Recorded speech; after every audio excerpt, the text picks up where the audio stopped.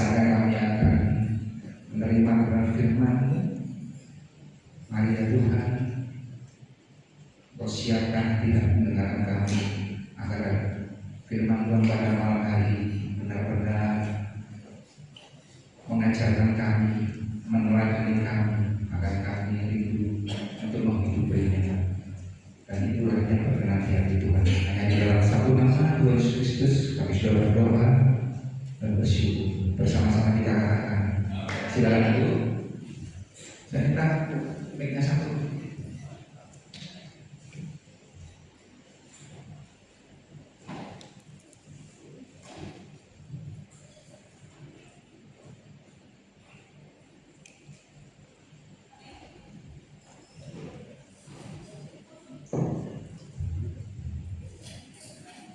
Shalom semua. Tidak terasa kita sudah mendekati Natal dan mendekati tahun 2026. Tidak terasa sudah. Ya, kita akan sama-sama belajar firman Tuhan. Ya, untuk hari ini saya akan pakai PPT. Kalau yang buat satunya sibuk, duanya masih banyak tugas, yang ketiga masih kasmaran, jadi saya pakai manual aja, makanya saya bawa kertas.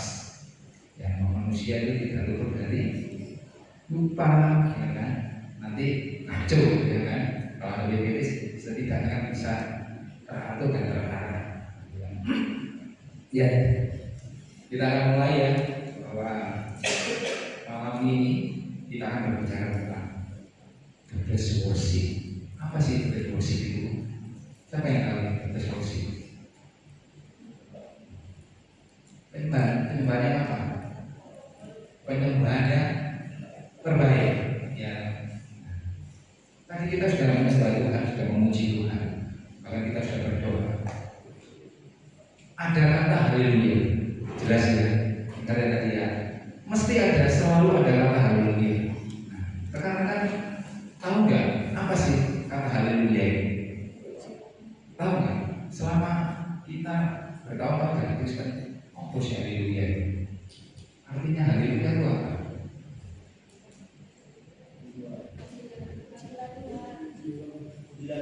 Ya, itu dari bahasa Ibrani ya, kalau saya lihat ya. Buku itu baca-baca dari bahasa Ibrani. Haleluya itu lu bukan kamu, bukan. Haleluya itu artinya puji atau pujilah. Yahweh itu apa? Yahweh itu apa? Ya Tuhan. Pujilah Tuhan. Ya itulah artinya haleluya. Nah, setiap ibadah itu ada dua fase yang harus kita lakukan ya. Harus kita lakukan dengan sungguh-sungguh. Apa fase yang pertama? Fase yang pertama itu adalah kita itu memberi. Fase yang kedua adalah kita menerima. Kita mau memberi itu memberi apa? Kita datang, kita memberi apa? Pujian. Kita memberi penyembahan. Karena kita ibadah, kita memberi pujian dan memberi penyembahan kepada Tuhan alam semesta. Dan yang kedua, setelah kita memberikan pujian dan penyembahan kepada Tuhan, Tuhan itu melihat kepada kita. Tuhan melihat motivasi kita. Kemarin Bapak tentang motivasi. Melihat setiap keberadaan dan kedatangan kita. Ya, saat kita memberi persembahan kepada Tuhan, memberikan penyembahan kepada Tuhan, itu lihat Tuhan itu melihat. Tuhan itu melihat. Apa yang dilihat orang yang sudah pasti? Yang terdetil lagi, yang terdalam lagi adalah hatinya. Saat kita memberikan penyembahan kepada Tuhan, Tuhan itu melihat kita. Apakah kita itu sungguh-sungguh? Ya, apakah kita itu sungguh-sungguh? Artinya dengan segala tidak. Saat kita memberikan penyembahan kepada Tuhan, apakah kita sungguh-sungguh? Yang tahu hanya siapa? Kita dan Tuhan. Kelihatannya kita nyanyi, menyembah Tuhan, tapi belum tentu hatinya ke Tuhan. Memberi ini kita harus benar-benar sadar pujian penyembah kepada Tuhan. Mazmur Daud menyembah, memuji Tuhan sehari berapa kali? Kalau kita lihat dalam Alkitab, berapa kali? Oh, nggak tahu. Thank you responnya. Yang sini berapa kali? Mazmur Daud bermazmur untuk Tuhan yang Tuhan.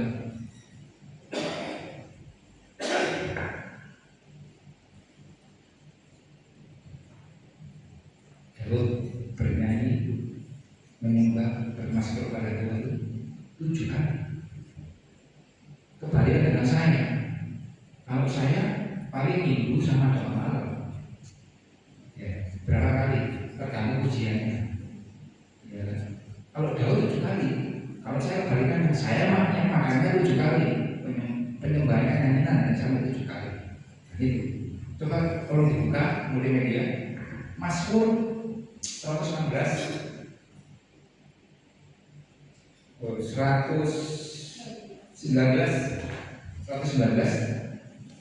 pasal ayat 169. Tolong Pak.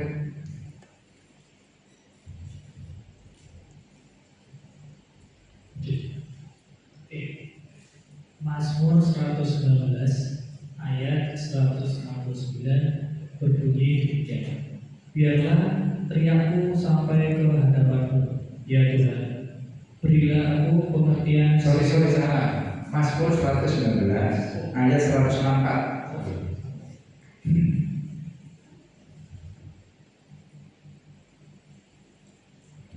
Ya, Mazmur 119 ayat 164 berbunyi demikian. 7 kali dalam sehari aku memuji-puji Engkau, karena hukum-hukum-Mu yang adil. Ya, 7 kali ya dalam sehari. Kita bisa melihat bahwa Daud, kalau melihat ceritanya di Alkitab, dia itu tidak diberi Tuhan ya dalam keluarga. Tidak masuk dalam hitungan apa? Menjadi raja. Tidak. Ada hitungan kategori masih calon jadi raja. Dia tersingkir. Gembalakan domba kambing hanya beberapa ekor. Tetapi pujiannya dia, penyembahan dia naik di hadapan Tuhan yang sangat berdoa kepada Tuhan. Singkat cerita, berapa saudaranya yang ditawarkan kepada sampai, gak ada yang diterima. Ada saudaranya gagal perkasa, pintar perang, pintar apalah. Daud tidak punya apa-apa, tidak punya karya apa. Dia hanya memuji dan menyembah Tuhan. 7 kali sehari. Singkat cerita Tuhan mengangkat Daud menjadi raja. Sekarang mengapa sih kita anak Tuhan itu harus memuji dan menyembah Tuhan? Mengapa sih? Ini ada beberapa alasan. Ada beberapa alasan bahwa yang pertama, kita diciptakan memang untuk menyembah Tuhan. Ada aneh? Kita diciptakan untuk menyembah Tuhan. Mau tahu? Kita buktikan ya. Maksudnya, ku tahu hidupku adalah sambung. Ku tahu hidupku nggak tahu semua ya? Oh tahu kan? Kelihatannya sini nggak tahu apa-apa ya? Sini ya? Tahu ya? Sekarang ku tahu hidupku adalah penyembahan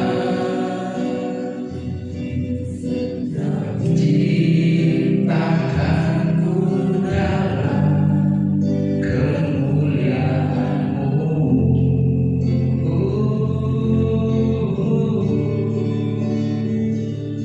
Ku tahu hidupku berharga di mata-Mu. Segenap hidupku bersama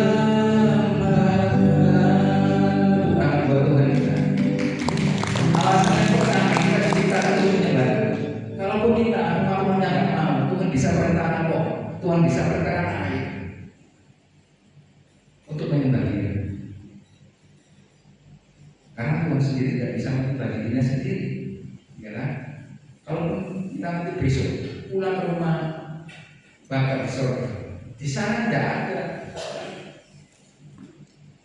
khotbah, itu tidak ada. Yang ada hanya apa? Pujian dan penyembahan. Kau tahu Suki? Pernah ke sana ya? Hanya pujian dan penyembahan. Gak ada sana khotbah. Pendeta atau siapa yang dipanggil Tuhan gak ada yang semua memuji dan menyembah Tuhan. Harus wajib NKRI harga mati. Itu alasan yang pertama, kenapa kita memuji dan menyembah. Yang alasan kedua adalah kita itu Mas Kodal bilang dia menerima kebaikan Tuhan. Daud bilang, apa kebaikan Tuhan yang sudah diterima Daud, termasuk kita? Tolong slide-nya dibuka. Dari siap? Mazmur 103, Mazmur pasal 103 ayat 3 sampai 5. Inilah kebaikan-kebaikan Tuhan yang sudah dilakukan dalam kehidupan kita.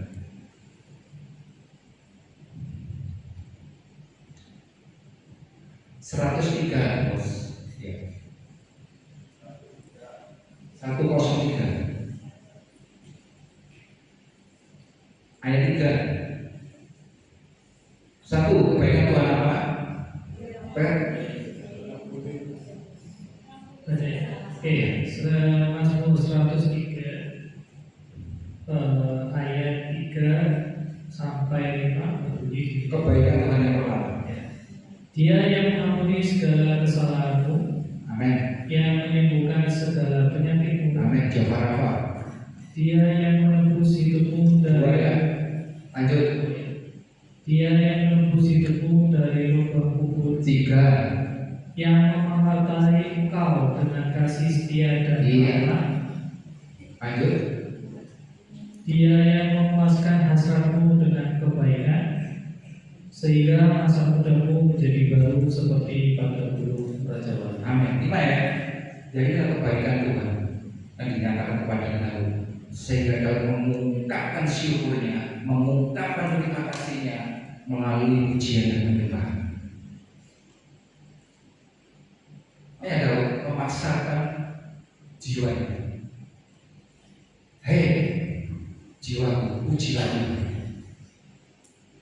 Itu ada tanda serunya.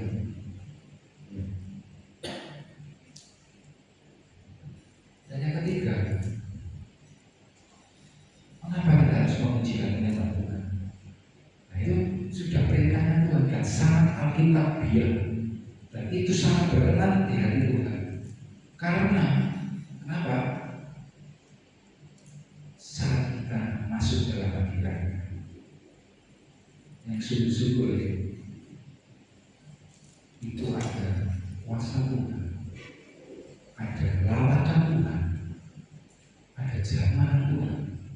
Mungkin kita yang sedang susah, mungkin kita yang sedang duka, kita yang sedang ragu, kita yang sedang berputus asa.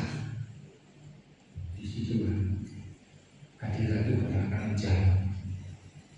Disitulah hadirat Tuhan yang akan menjawab.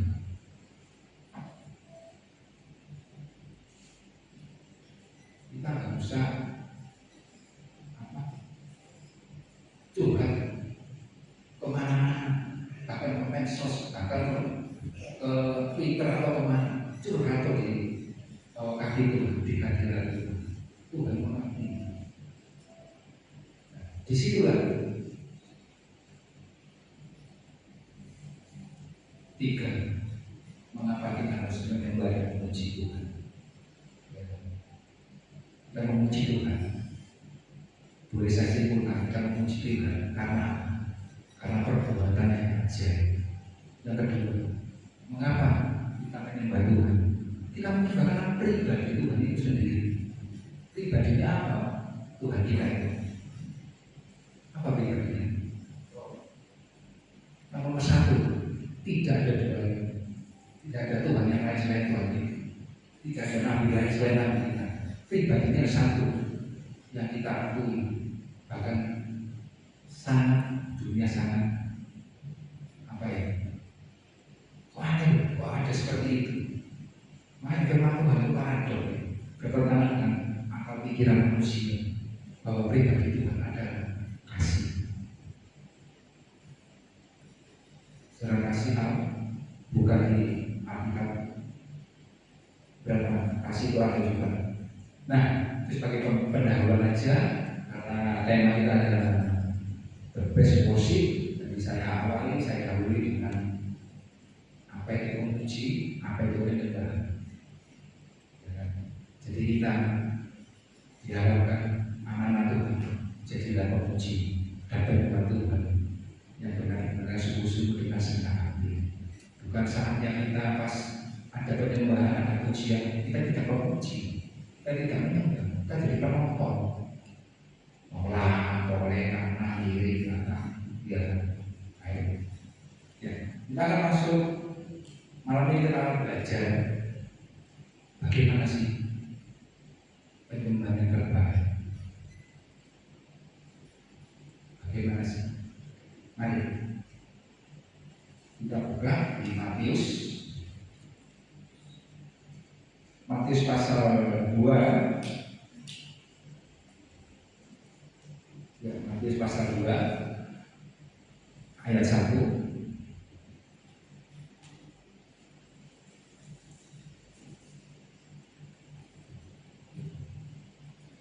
Ya, kalau yang sini ambillah.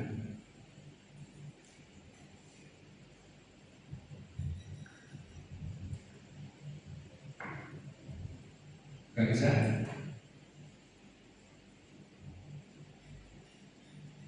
Ya, dan Matius pasal 2 ayat 1. Silakan boleh dibaca. Ya. Matius 2 ayat 1. Orang-orang Majus dari timur. Sesudah Yesus dilahirkan di Betlehem di tanah Yehuda pada zaman Raja Herodes, datanglah orang-orang Majus dari timur ke Yerusalem. Dan sampai di situ dulu. Kita tahu orang Majus. Siapa sih orang Majus? Kita pahami dulu dari awal. Saya mau kupas satu persatu ya. Kita mau pahami dari awal. Siapa orang Majus itu? Orang yang terpelajar, orang yang ahli dalam perbintangan, melihat bintang. Dia juga kelompok dari raja-raja, yaitu orang Majus. Dia datang dari mana? Dari timur ke Yerusalem, mempunyai tujuan. Ya, lanjut yang kedua.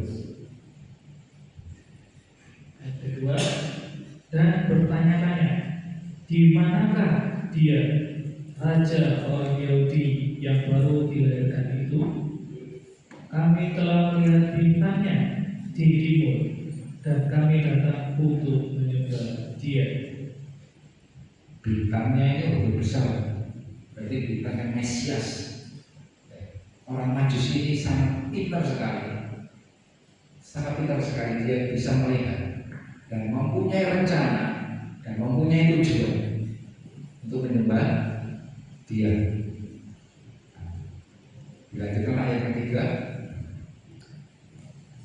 Ayat ketiga, ketika Raja Herodes mendengar hal itu, terkejutlah ia beserta seluruh Yerusalem. Ya, sekarang ada Herodes.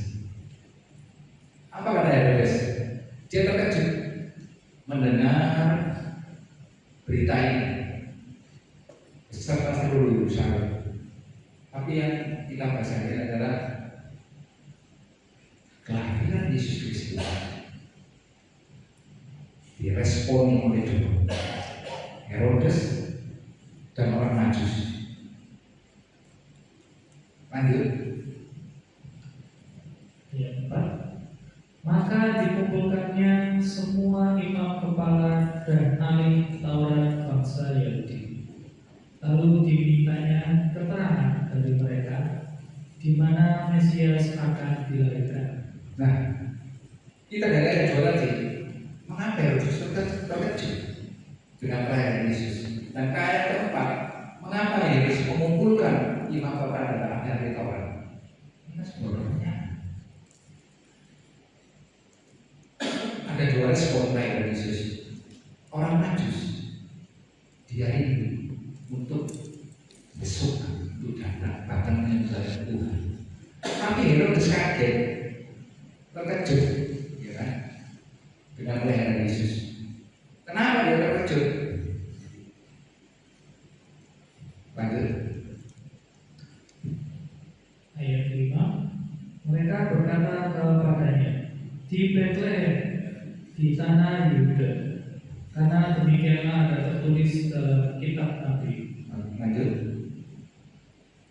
Ayat 6, dan engkau Betlehem, tanah Yehuda, engkau sekali-kali bukanlah yang terkecil di antara mereka yang memerintah Yehuda, karena daripada mula akan bangkit seorang pemimpin yang akan mengembalakan umatku Israel. Nah, inilah yang membuat Herodes gak suka, terkejut, gak suka dengan kelahiran Yesus. Orang Majus tidak sama dengan orang Majus. Herodes takut, benci, bahkan nanti endingnya akan membunuh bayi Yesus. Kenapa dia takut? Bangkit seorang pemimpin yang akan menggembalakan umatku Israel. Wow, berarti dia kan jangan-jangan tersingkir. Aku tuh raja di situ. Masa ada lagi raja? Ada apa ini? Yang minta keterangan ke imam, yang minta keterangan ke yang lainnya. Ya lanjut. Ayat ke-7, lalu dengan diam-diam Herodes memanggil orang-orang Majus itu dan dengan teliti bertanya kepada mereka, bila mana bintang itu nampak? Tadi Herodes tanya ke imam-imam dan para penatua, dia nggak puas akan jawabannya. Terus akhirnya yang kedua Herodes tanya ke orang Majus, tanya yang di bintang ngerti terbintang tadi, arahnya mana bintang itu? Dia akan ditutup oleh bintang itu sampai ke tempatnya Mesias. Dia lihat ke orang Majus. Lanjut. Ayat ke-8, kemudian ia menyuruh mereka ke Betlehem, katanya, pergi dan selidikilah dengan seksama hal-hal mengenai anak itu, dan segera sesudah kamu menemukan dia, kabarkanlah kepadaku supaya aku pun datang menyembah dia. Ya, ini hanya kata-kata Herodes saja supaya dia mendapatkan informasi dari orang Majus. Kelihatannya dia menyembah, kelihatannya bibirnya ngomongnya menyembah, tapi malaikat sudah tahu maksud dari Herodes nantinya. Dia akan membunuh Yesus, tetapi dia harus tahu dulu tempatnya, ya kan? Melalui orang Majus ini. Lanjutkan. Ya, ayat ke-9, setelah mendengar kata-kata raja itu, berangkatlah mereka, dan lihatlah, bintang yang mereka lihat dari timur itu mendahului mereka hingga tiba dan berhenti di atas tempat di mana anak itu berada. Nah, ini orang Majus itu pakai bintang untuk menuju ke Mesias. Tempatnya Mesias lagi. Lanjut. Ayat ke-10, ketika mereka melihat bintang itu, sangat bersukacitalah mereka. Stop. Mereka itu siapa?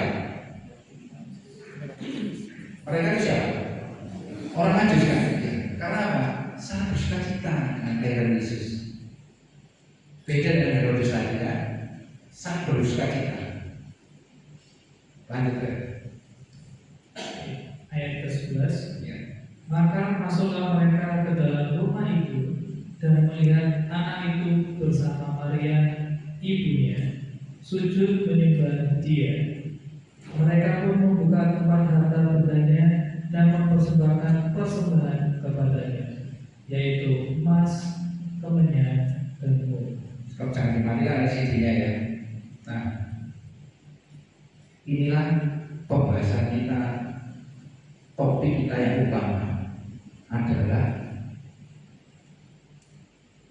sujud menyembah dan mempersembahkan persembahan kepada Tuhan. Nah, waktu si orang Majusi sampai ke tempat Mesias, di dalam situ ada Maria, ada bayi Yesus. Nah, saat saya menemukan air ini, di mana Yesus? Mungkin disuruh ke Indomaret atau disuruh kemana? Yesus kok nggak ada, ya kan? Atau disuruh cuci, ya kan? Nah, hanya Maria dan bayi Yesus. Lalu sampai orang Majus di tempat itu bersama ibunya Maria ada, ya kan? Lalu sujud menyembah. Yang menyembah siapa? Orang Majus kan? Menyembah dia. Dia berarti satu. Orang Majus tidak menyembah Maria. Orang Majus tidak menyembah Yusuf. Orang Majus hanya menyembah Mesias, Yesus itu. Dia tunggal. Terus apa Maria di Yusuf? Mereka disembah. Jadi orang itu. Shalom Maria, Shalom Pak Yusuf. Ya, itu. Tapi tidak menyembah. Yang disembah hanya anaknya Yesus. Nah, dari sini, mari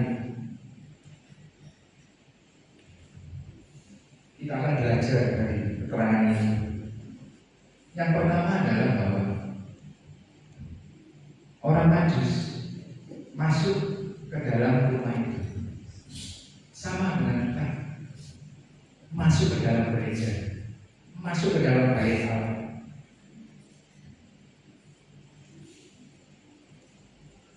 Harus dengan sukacita,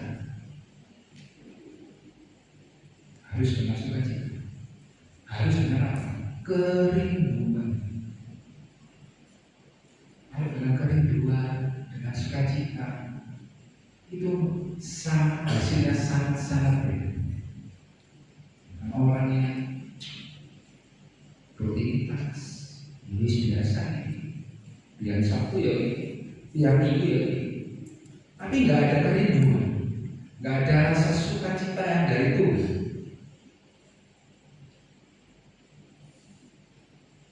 Ya. Apa itu? Dia masuk ke rumah Tuhan dengan sukacita, dengan kerinduan dan sukacita. Dia ingin selalu dekat dengan Tuhan. Dia ingin selalu merapat dengan Tuhan. Kita semua pernah pacaran ya? Pasti semua pernah pacaran. Kita kalau nggak ketemu sehari gimana? Pasti di kepala kita ada tanda-tandanya. Ada kerinduan yang dalam. Aku sih dan gue kira aku sedang apa ya kan? Ada kerinduan. Dulu saya waktu ngerti jadi setiap hari itu datang setiap hari. Tapi saya bilang tak apa-apa kan, lupa-lupa. Karena apa? Ada kerinduan, ada sukacita. Sekali wangi senang. Ya kan? Sehingga mau ikut. Oh mas, nanti ada sukacita, ada kerinduan.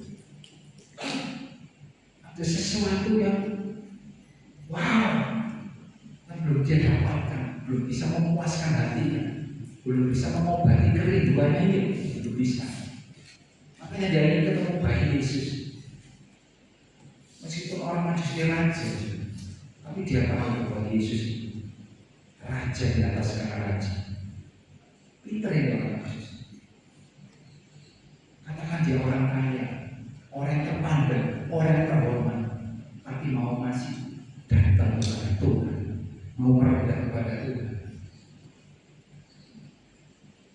mau menyembah Tuhan.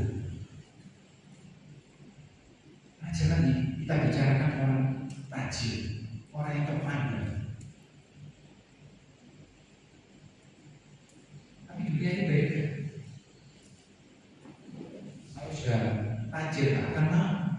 Siapa yang akan bisa memerintah semua segalanya aku punya?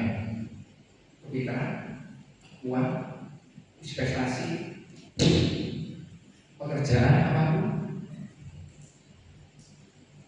Gak mudah. Menunjukkan orang kaya bukan berarti hanya materi aja, kepintaran, jabatan.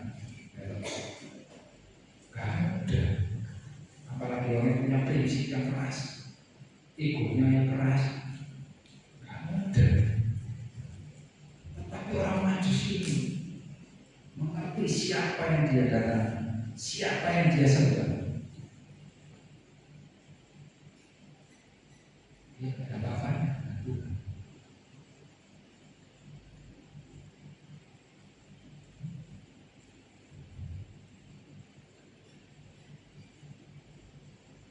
Pelajaran yang pertama dari orang Majus, apa yang kita pelajari? Selalu dekat kepada Tuhan, suka dalam hadirat Tuhan,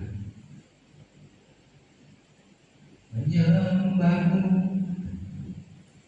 Tuhan dan Raja-Mu, memujimu Yesus kekasih jiwaku, mengikutimu seumur hidupku, di hadiratmu bahagiaku penuh.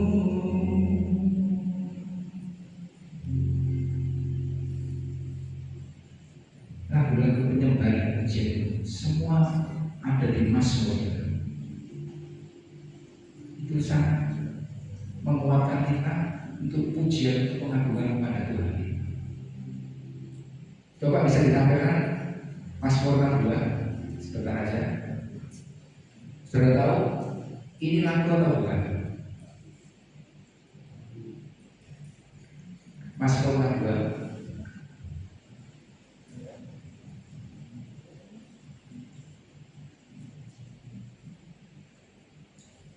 ayat 2.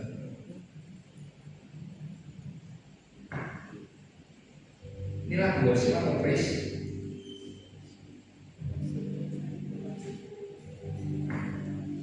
Berpacu dalam melodi. Nggak ada bisa. Ini praise. Oh bukan. Bisa ya? Ini lagu apa ya? Aku tenang. Ayat 3 kan? Daripada nyala keselamatanmu, hanya Dia membantuku. Engkau sampai pelindungku, aku tidak akan goyah selama-lamanya. Sangat lengkap. Bahwa tidak dekat dengan yang lainnya, hanya dekat dengan Tuhan. Mazmur 63 ya, lanjut. Satu lagi, ada yang tahu ini? Berpacu dengan melodi. Mazmur 63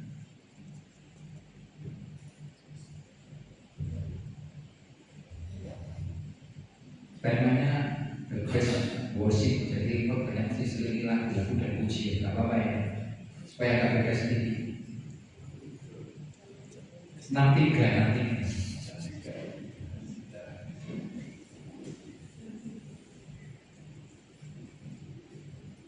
Ya, siapa yang lagi? Praise power, worship.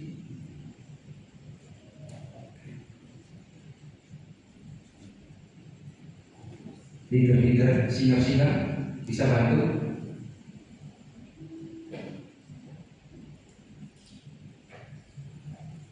Yang sering memimpin pujian pasti tahu. Dari Jawa ini. Ya Allah, Engkaulah lindungku,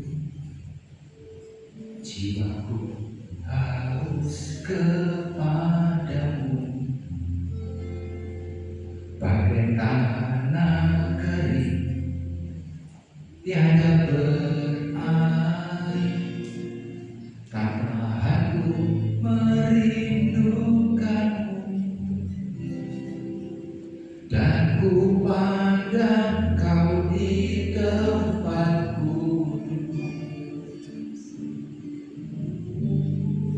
Nenangkanmu Yesus, sebab kasih setiamu lebih dari hidup, memuliakanmu. Tepukan buat Tuhan kita ya. Kita akan bawa firman. Tadi yang pertama apa? Suka mendekat kepada Tuhan. Apa suka mendekat kepada Tuhan? Melekat kepada Tuhan. Itu nanti menyembah, memuji, membaca firman Tuhan. Dan yang kedua adalah lanjutkan kembali ke Matius 2 ayat 11 tadi.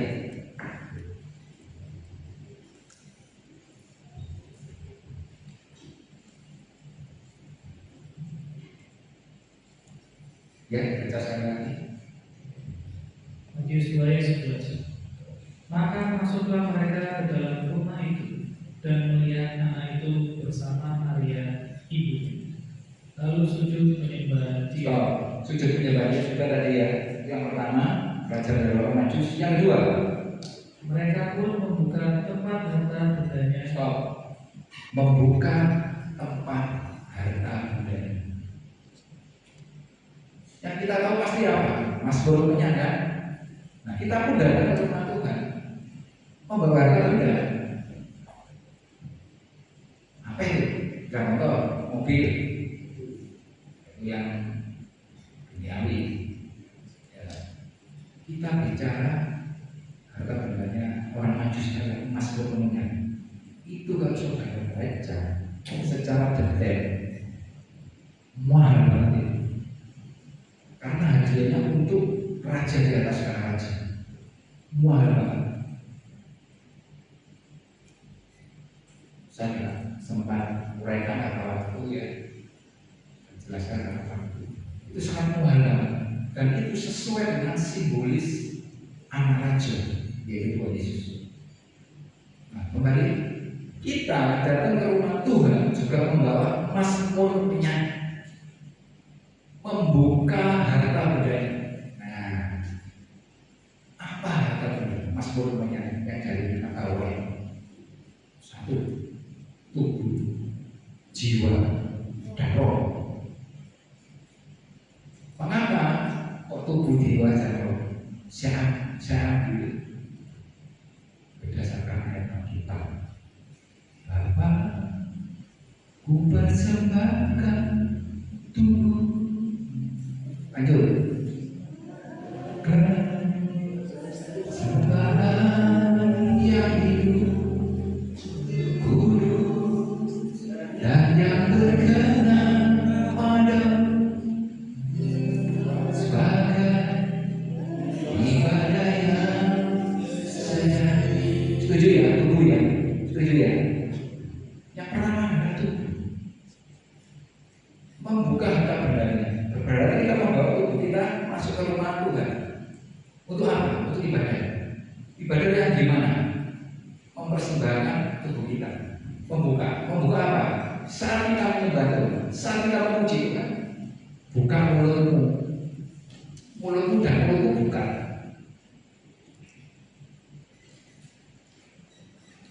Keluarkan suaramu, deklarasikan, ucapkan pujian dan penyembahan di hadapan Tuhan. Kamu membuka harta bendanya, buka mulutmu, buka tangan, ekspresikan untuk nama Tuhan, untuk kemuliaan Tuhan.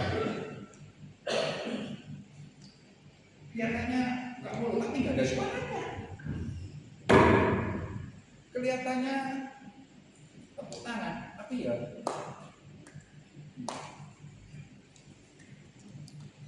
kurang dengan segenap hati. Tadi seperti pujian.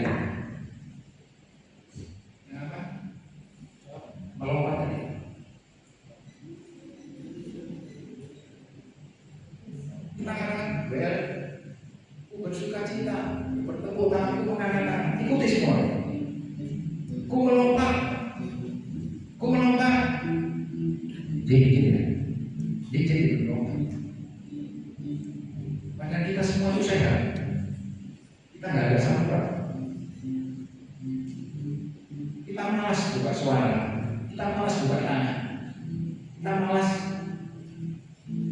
buka apa ya? Buka ekspresi kita.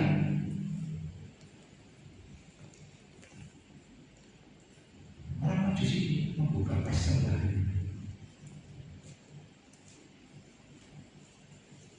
Saya pernah wanita saya berada di saya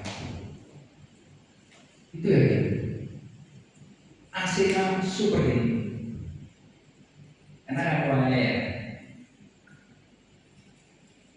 musiknya sih bagus, worship leadernya sangat bagus, karena worship leader di situ harus melalui audisi, singernya pun harus melalui audisi, lagunya familiar, juga baru, juga familiar. Oh, ujiannya waktu itu praise. Mengapa saya tahu? Kalau worship saya nggak tahu, kita kan sama-sama. Tapi kalau praise saya tahu, karena saya tahu Pak, di sebelah persis. Waktu worship itu terjadi. Tak berbahaya aku bersama, tak terbanding kekuatanmu Tuhan. Kau nyata bagiku. Waktu ref, sudah tahu refnya apa?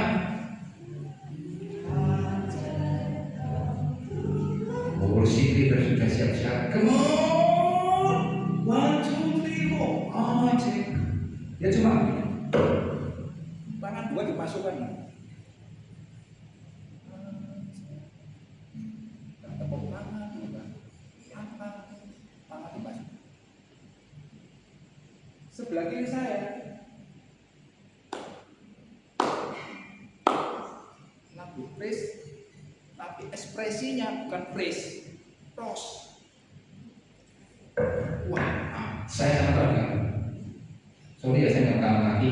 Mumpung anaknya ada di sini. Wah, saya udah sampai keringetan. Karena saya menikmati, saya merasakan hadirat Tuhan waktu itu. Wah, fasilitas yang begitu bagusnya, puji Tuhan.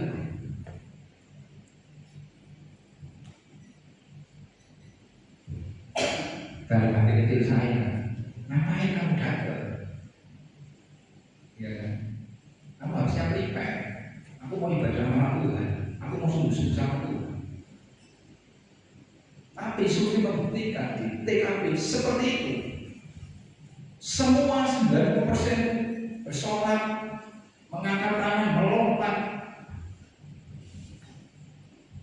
Tak lihat sih potongannya orang rajin.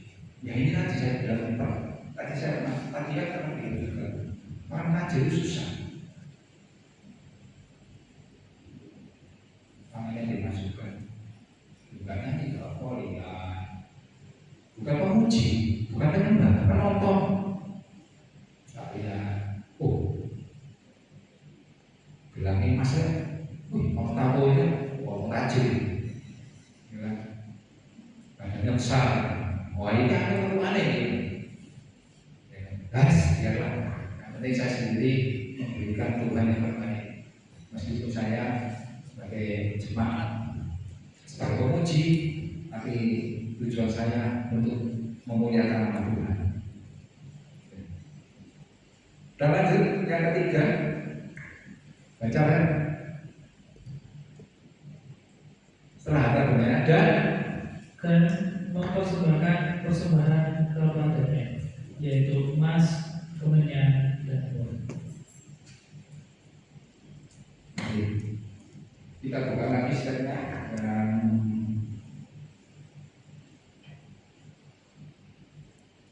tubuh tadi, bahwa persembahan tubuh saya belum buka slide-nya ya, Roma 12 ayat 1. Yang tubuh yang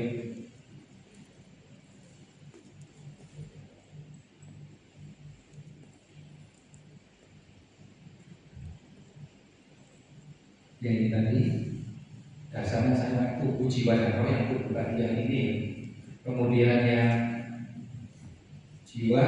Kita buka Mazmur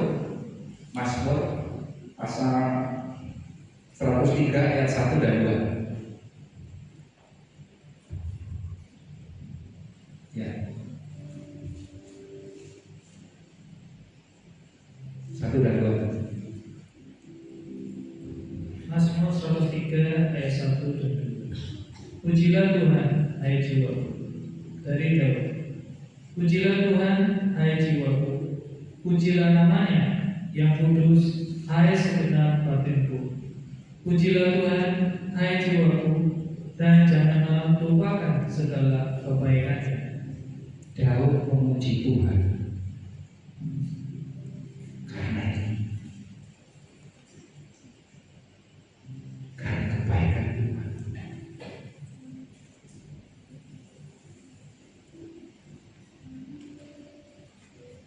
Daud sangat suka memuji Tuhan. Saudara tahu hasilnya. Saudara, kadang kita malas memuji Tuhan, menyembah Tuhan. Ada beberapa faktor mungkin yang musiknya, bedanya.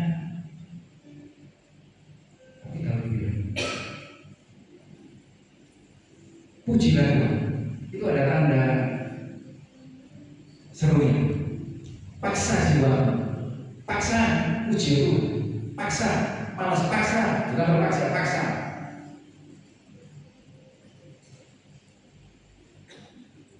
Karena akan memberikan korban puji kepada Raja di atas segala raja. Paksa. Waduh, ya aku malu mulai gereja mesti bayar hutang. Aku mulai gereja ini apa ya? Ikut anu ini. Jadi mas, terkadang kita kena masalah itu mas. Tapi Daud bilang, paksa, jiwa paksa. Maksudnya jiwanya Daud, kita telah dari Daud. Paksa, puji Tuhan, bukan suara. Sudah tahun 2015 saya dikasih sama waktu itu koordinatornya saya juga rutin dalam 2015 saya masih tidur di Dewasa Muda hari Sabtu, terus jam satunya saya biasanya kalau Sabtu itu mana siapa saya ya, mana siapa saya. Setelah itu jam 1 kan ibadah jam 5. Jam 1 saya mana siapa saya sehingga jam 3 selesai lah. Saya bisa prepare, mandi, selesai.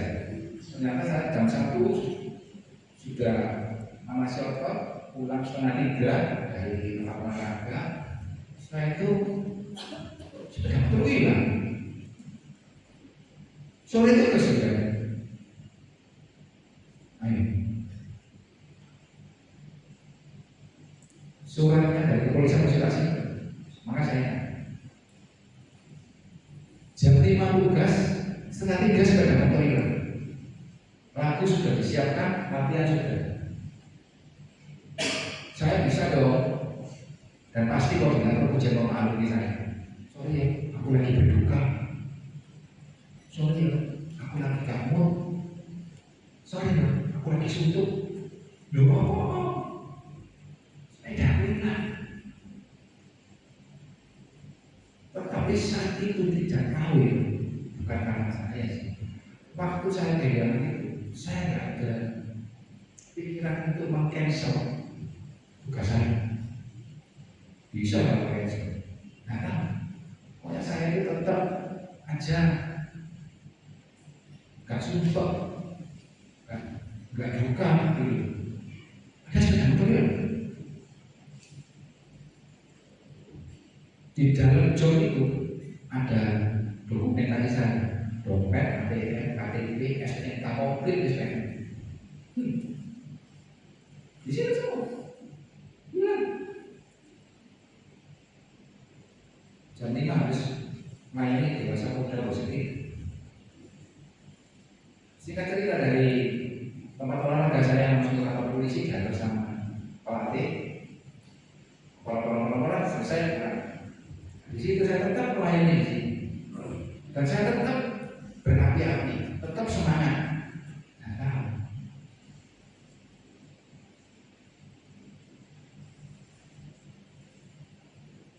Saya sampai teringat sekarang tolong Roma 8 ayat 28 ya.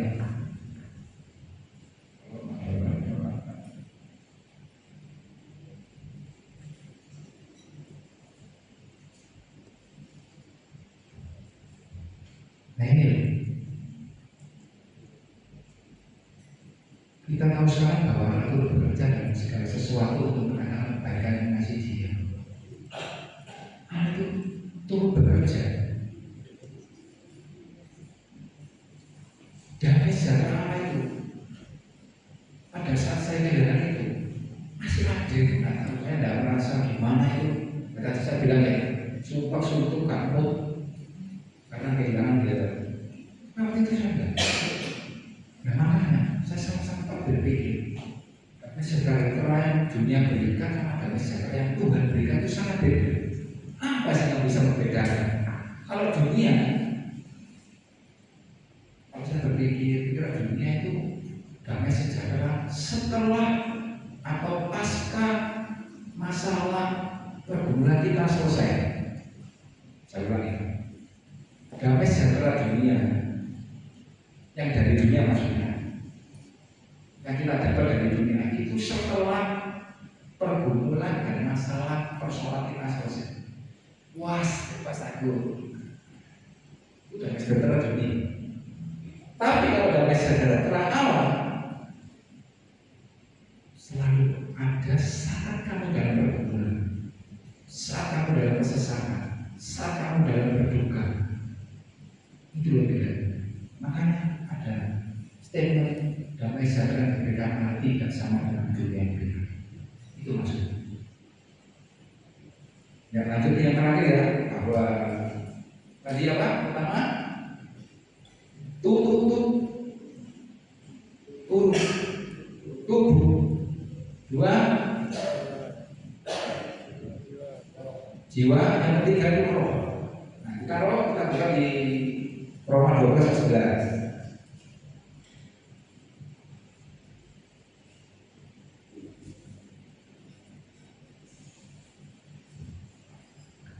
Ya kan? Roma 12 ayat 11. Janganlah hendaknya kerajinanmu kendor, biarlah rohmu menyala-nyala. Rohmu dan layanilah Tuhan. nah ini saya kita lihat roh, maksudnya tubuh, jiwa dan roh. Jangan kerajinan kita kendor. Biarlah roh kita menyala-nyala, artinya semangat. Jangan seperti yang gadis bijaksana dan gadis bodoh itu. Pelitanya yang ada yang tetap nyala, ada yang mati, mempelajari bingung.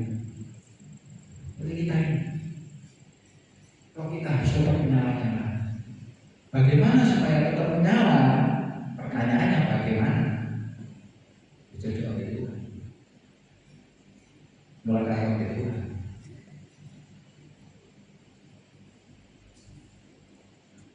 Kemudian dan lain Tuhan. Nah, saudara, dari rangkuman ini, apabila tubuh jiwa roh kita berkolaborasi, tubuh jiwa roh kita berkolaborasi, menyembah, memuji Tuhan, dan dengan segenap hati, itu akan menggerakkan surga. Itu akan menggerakkan hati itu akan menggerakkan hati Tuhan menjadi belas kasihan. Contohnya seperti Daud tadi, dia tidak punya kemampuan apa, tapi dia punya pujian menyembah kepada Tuhan. Karena pun dia juga begitu, dia dihina oleh madunya, tidak punya apa. Dia nangis ke siapa? Ke Tuhan. Di hadirat Tuhan dia nangis terus memohon belas kasihan Tuhan. Tuhan itu sudah tahu kandungnya. sedikit lecek. Tuhan itu sudah nutup kandungannya Hana. Tapi karena Hana tekun bertahan terus di air mata di hadirat Tuhan, Tuhan juga mentol loh, teko. Ada Tuhan sendiri yang nutup kandungan Hana ini, nggak punya. Tapi karena ketekunan Hana,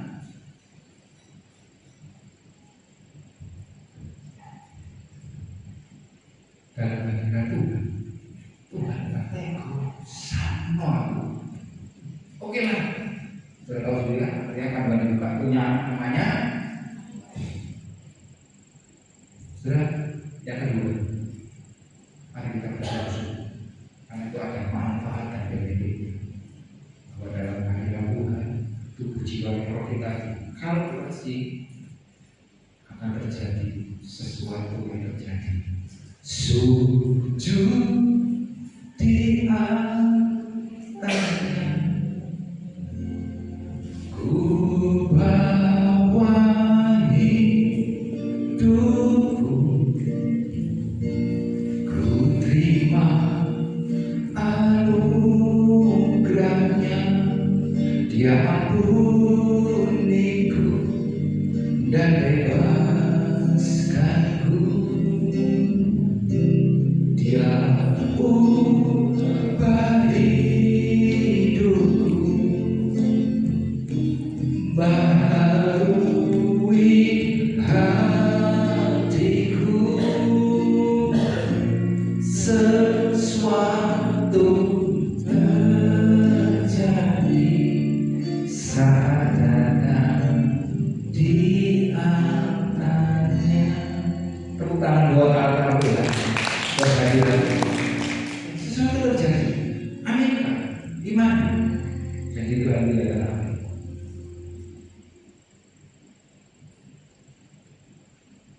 Satu lagi, jangan sampai kita nggak sungguh-sungguh sama Tuhan saat kita memuji dan menyembah Tuhan.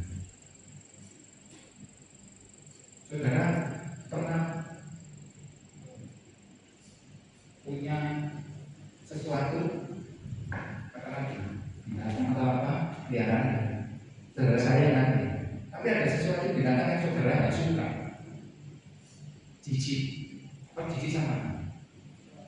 Kalau susuk jijik sama tikus, kamu jijik sama kecoa. Tahu jijik? Megan lama, kok Megan? Itu namanya jijik. Jangan sampai Tuhan itu jijik sama kita. Loh, maksud apa sih? Jadi yang terakhir, jangan sampai Tuhan jijik sama kita. Tolong multimedia Yesaya 1:12.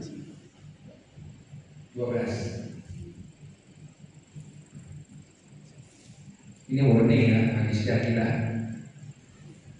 Apabila kamu datang untuk menghadap hadiratku, maksudnya apa? Beribadah tadi. Siapa yang betul itu dari kamu bahwa kamu menginjak-injak pelataran bait suci? Injak-injak ini apa sih? Wah masuk IPS gitu kan?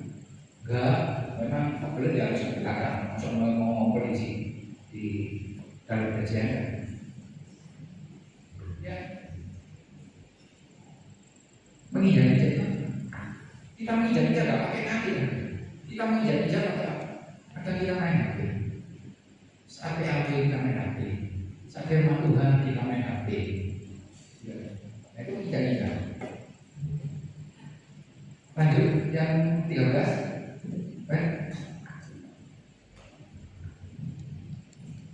Yesaya 1 ayat 13. Jangan lagi membawa persembahanmu yang tidak sungguh, sebab baunya akan kejijikan bagiku. Kalau kamu merayakan bulan baru dan Sabat, atau mengadakan perjamuan-perjamuan, aku tidak tahan melihatnya, karena perayaanmu itu penuh kejahatan. Ya, tahu ini maksudnya Tuhan? Jijik, ancam. Tuhan nggak mau ini.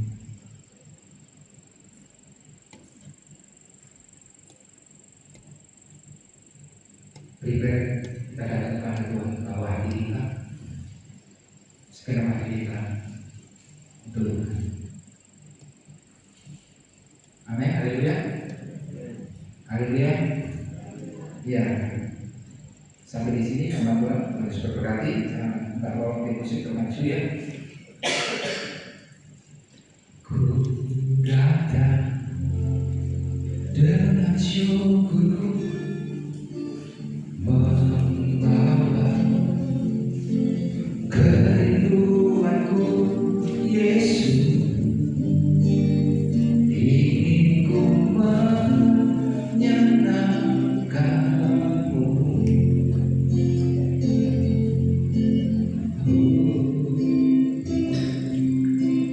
karyamu indah bagiku, kasih yang menyelamatkanku, Yesus. Inilah persembahanku.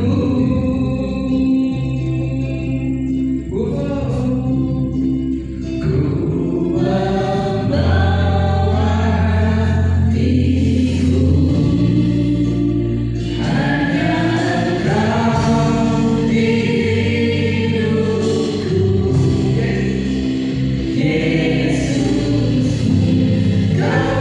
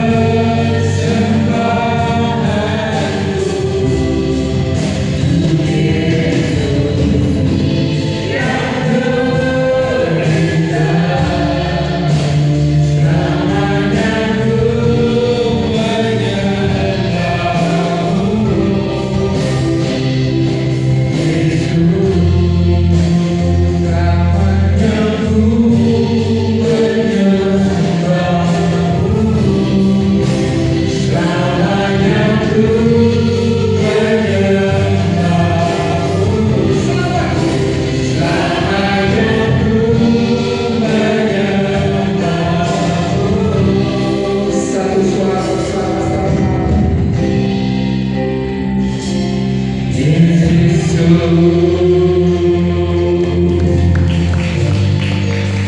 kasih ya Tuhan buat kebenaran firman pada malam hari ini, telah mengajari kami, mengingatkan kami, menasihati kami, mengkoreksi hidup kami, mengkoreksi hidup penyembahan dan pujian kami kepada-Mu. Ampuni Tuhan, selama ini mungkin kami tidak dengan segenap hati, dengan tidak sungguh-sungguh di hadapan-Mu, sehingga Tuhan jijik, Tuhan menolak persembahan kami. Ampuni kami ya Tuhan, mampukan kami belajar dari orang Majus, bukan dari Herodes, tapi belajar dari orang Majus, untuk selalu dekat kepada Tuhan, untuk selalu mengaktifkan anggota tubuh kami untuk kemuliaan nama Tuhan, dan untuk selalu mempersembahkan tubuh jiwa roh kami yang terbaik untuk Tuhan, karena Kau dulu Tuhan yang memberikan yang terbaik buat kami. Terima kasih ya Tuhan, berkati kami semua. Kami percaya kami yang datang dengan kelemahan, Tuhan berikan kekuatan, dan datang dengan masalah, Tuhan berikan jalan keluar, dan Tuhan datang dengan kekurangan, Tuhan berikan kelimpahan di dalam nama Tuhan Yesus Kristus. Dan saatnya kami akan memberikan persembahan tempat ini, melengkapi ibadah dan pelayanan kami, kuduskan persembahan kami agar bermakna baik kepada Tuhan. Hanya di dalam satu pribadi Tuhan Yesus Kristus kami sudah berdoa bersyukur bersama-sama di belakang kami. Amin.